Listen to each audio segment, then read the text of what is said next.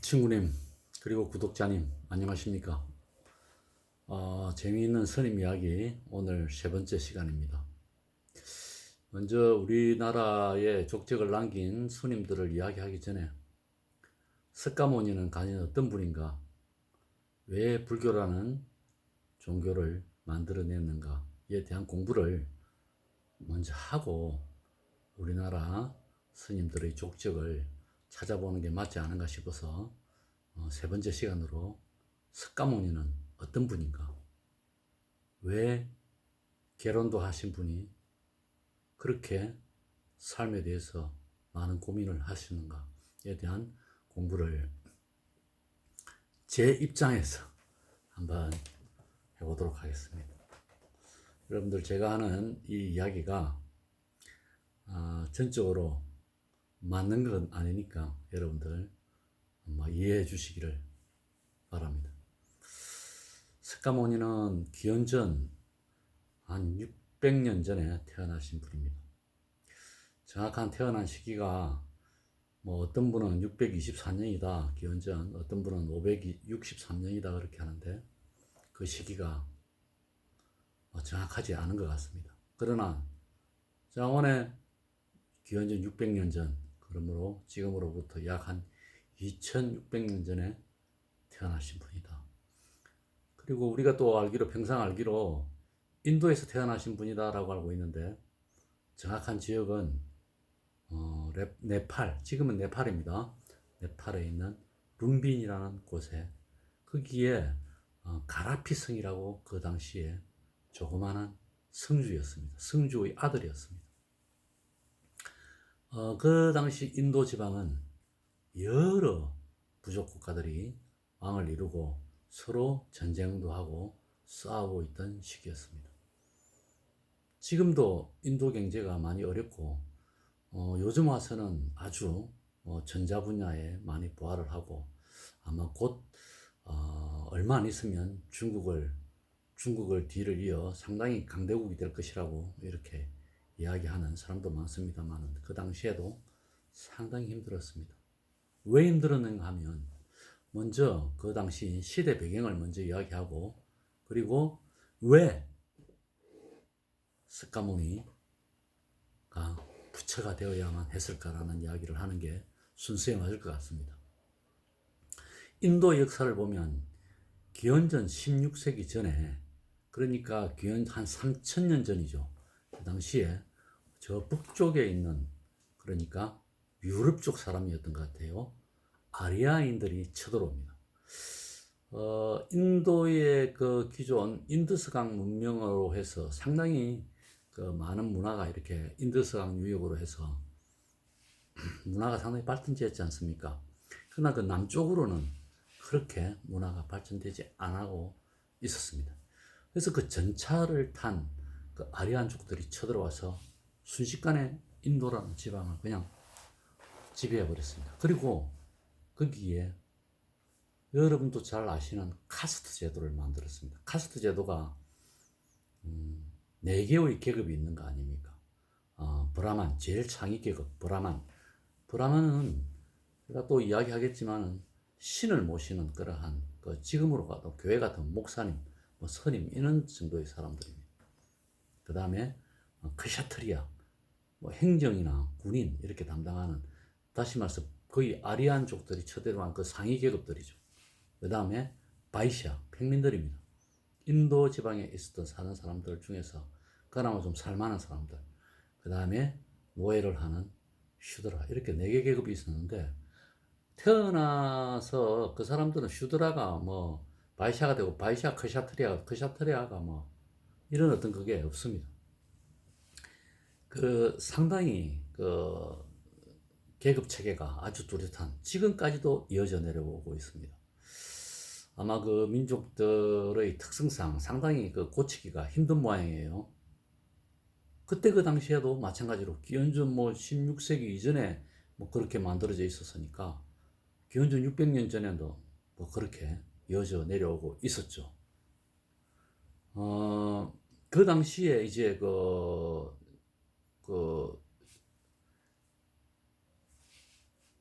부처님, 그러니까 이름이 코타마 시타르타. 그냥 석가모니라고 하는 게 그냥 맞을 것 같습니다. 그냥 코타마 시타르타 하기 전에 그냥 석가모니라고 할게요. 통상.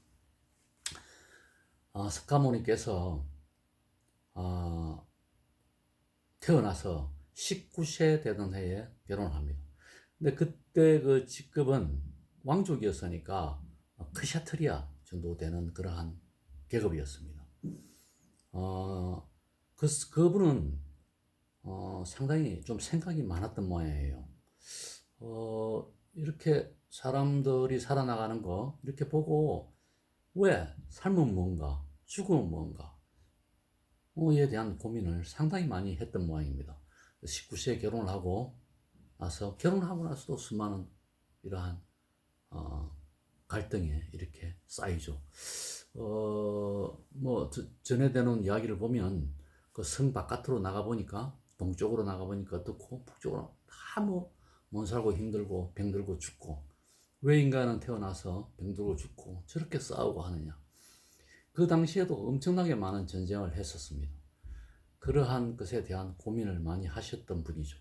그래서 29세 되던 해에 아버지의 허락을 받고 왕제된 몸으로 자기 와이프와 단절을 하고 성 밖으로 나와서 고행을 시작합니다.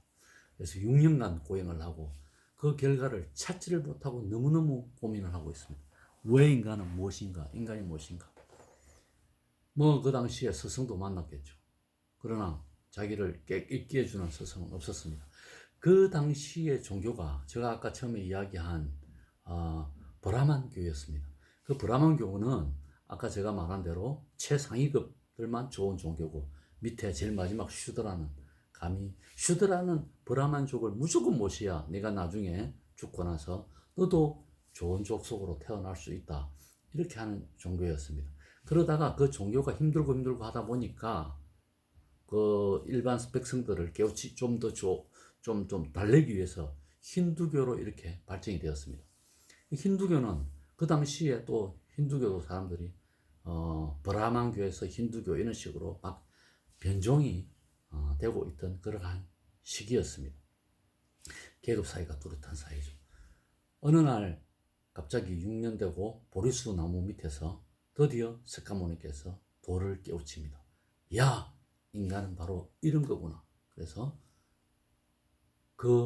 너무나 기뻐서 이 소식을 내가 수많은 사람들한테 전해야 되겠다 해서 먼저 5 제자를 삼아서 그 제자들에게 말씀을 전해주고 나중에 10명의 제자를 삼아서 전해주면서 수많은 사람에게 자기의 깨달은 바를 전해줍니다. 그 내용을 보면 상당히 재밌습니다. 사람은 깨달으면 누구나 석가가 될 수 있다. 이 석가라는 것은 부처인데요. 깨닫는다 해서 다시 한번 한 계단 더 위에 올라가는 그러한 경지입니다.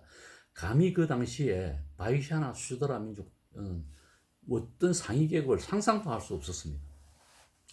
그 다음에 특히 여자들 같은 경우는 아주 사람으로 보지 않아서니까요. 지금도 그런 게 있다는데 제가 인도 여행을 아직 안 해봐서 정확하게 모르겠습니다만은 그러한 것에 대해서 파격적으로 석가모니께서 설법을 하니까 너무너무 좋은 거예요. 그 내용을 잠시 여러분들 알아보면 그 부처님이 하신 45년 동안 말씀을 하시고 돌아가셨는데요. 그 당시에는 문서로 되어 있고 이런 법전이나 이런 게 없었습니다. 그냥 말로만 이렇게 전했습니다. 나중에 돌아가시고 나서 그의 제자 2명이 말씀하신 것을 기억을 더듬어서 이렇게 기록을 해서 지금 전하고 있다고 합니다.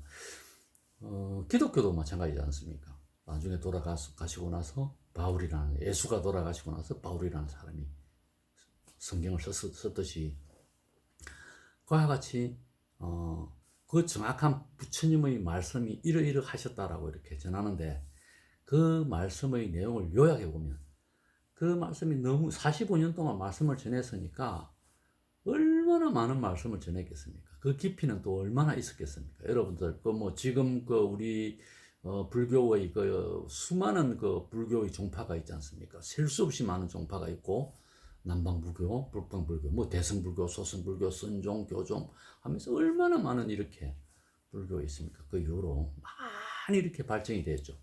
그러나 그 부처님이 하신 말씀을 요약을 해보면 딱 두 가지입니다. 한 가지는 인간은 무아가 되었을 때 비로소 깨달을 수 있다. 무아가 뭐냐? 내 자신이 없다라는 것입니다.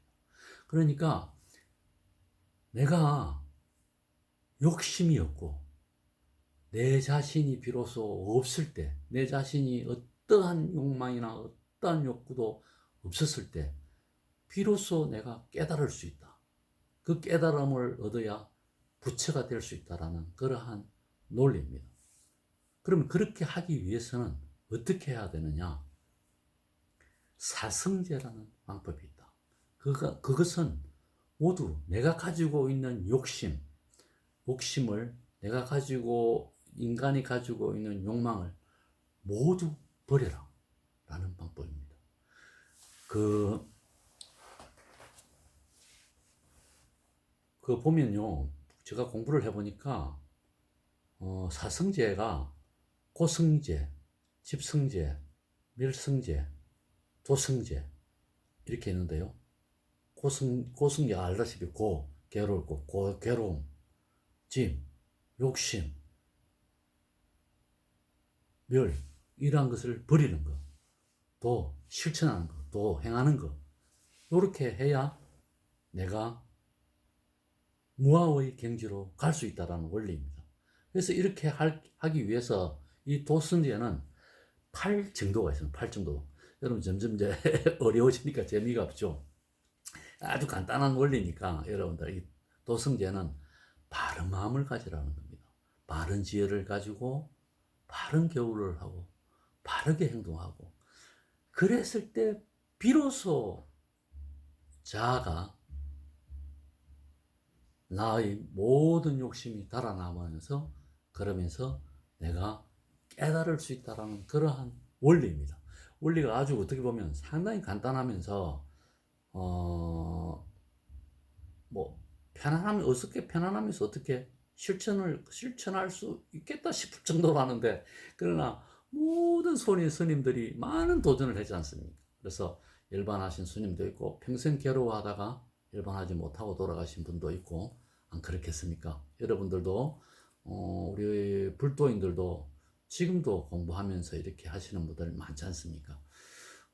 결과적으로 부처님이 말씀하신 바로 무아의 세계 이게 중요하다라고 이렇게 펼쳤다고 합니다.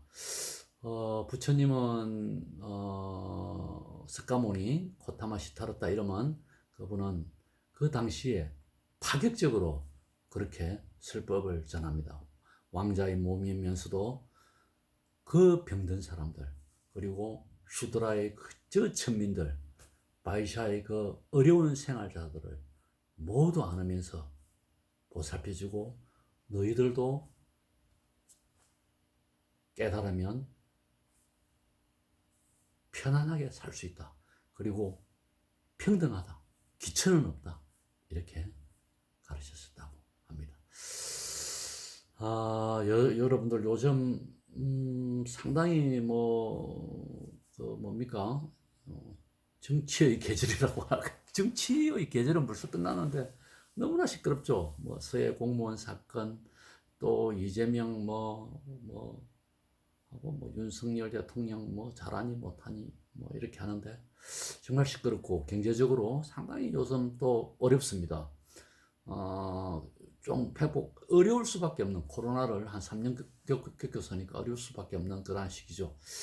여러분들 이 어려운 시기에 또 나름대로 이렇게 무아의 세계, 욕심을 버리는 세계에 한번 경험해 보시기를 공부도 한번 해보시기를 바랍니다. 노래 한 곡. 오늘은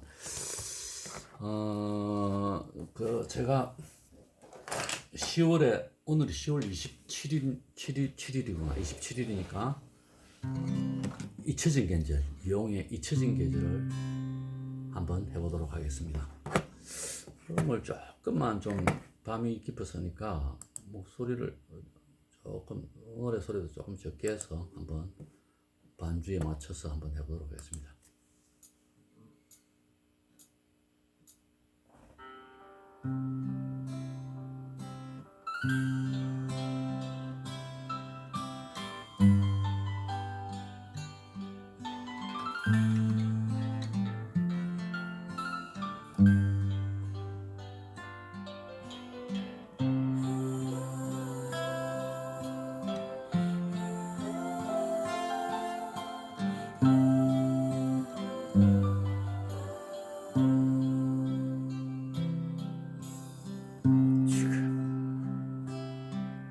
있어요. 10월의 마지막 틈 모를 이야기 남겼지. 우리는 헤어졌지. 그날의 쓸쓸했던 표정, 그대의 진실인가요? 한마디 변명도 못하고 잊혀져야 하는 건가요? 언제나 돌아오는 계절에 나에겐 꿈을 주지.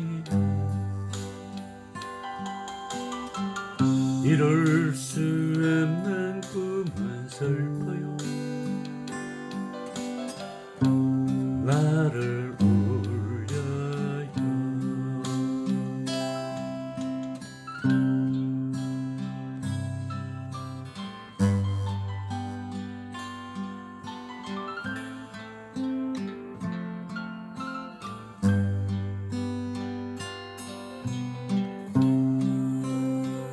이거 안 뽑았네.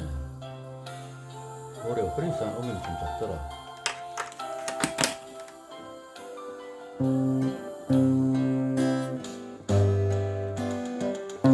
그날의 쓸쓸했던 표정이 그대의 진실인가요? 한마디 변명도 못하고 잊혀져야 하는 건가요? 언제나 돌아오는 계절에 나에겐 꿈을 주지만 이룰 수 없는 꿈은 슬퍼요. 나를 울려요.